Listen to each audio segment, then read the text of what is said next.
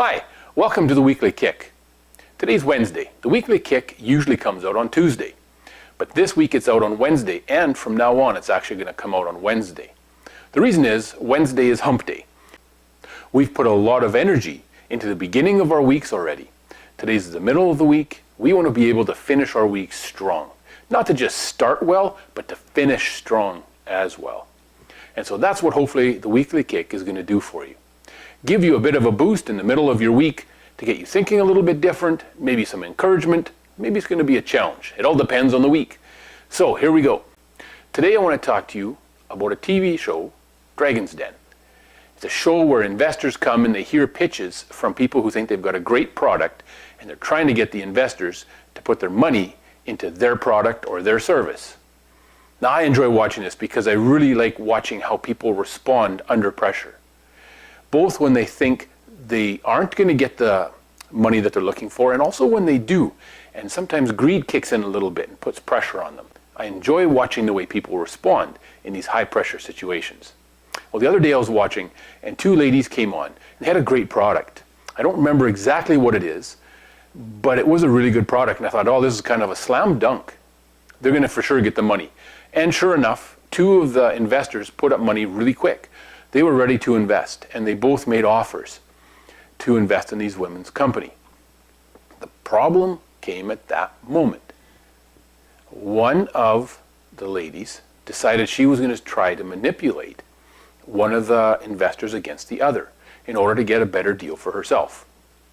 What happened was she lost them both. She walked out with no money because she forgot one important thing.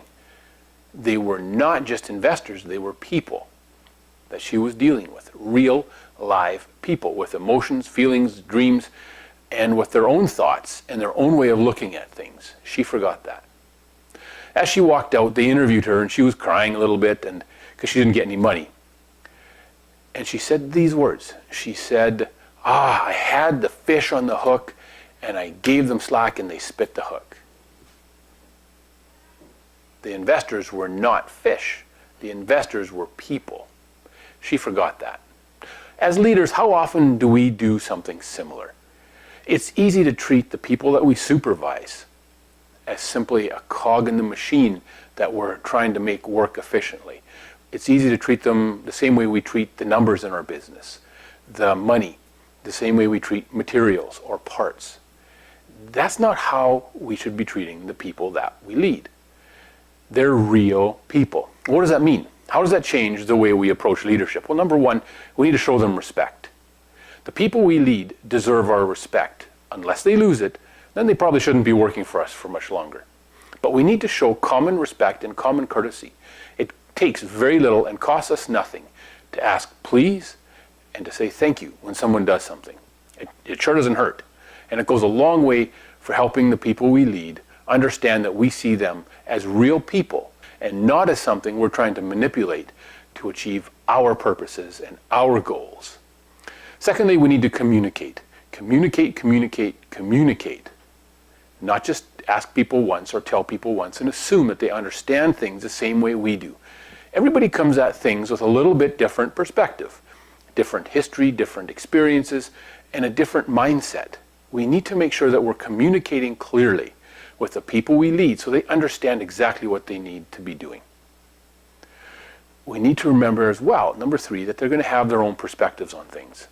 You and I have the perspective of, at some points, getting things done and getting the project finished or that job done. That may not be what's first and foremost on the minds of the people we lead. We need to understand what their perspective is, or at least understand that it's going to be different than ours. And take the time to bring them with us so that they can do their job to the best of their ability. And last, remember that they have goals as well. It's not just us, the leaders, who have the goals. It's the people we lead.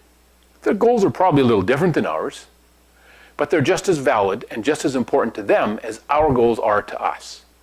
We need to keep these things in mind. Now, I can go into a lot more detail about how we treat people, but these four things are a great start.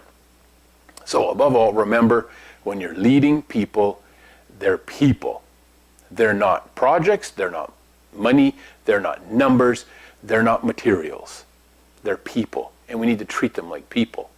We are going to be able to lead far more effectively if we remember the people that we're leading are just that. They're people. So, good luck in your week, and enjoy leading. We'll talk to you next Wednesday.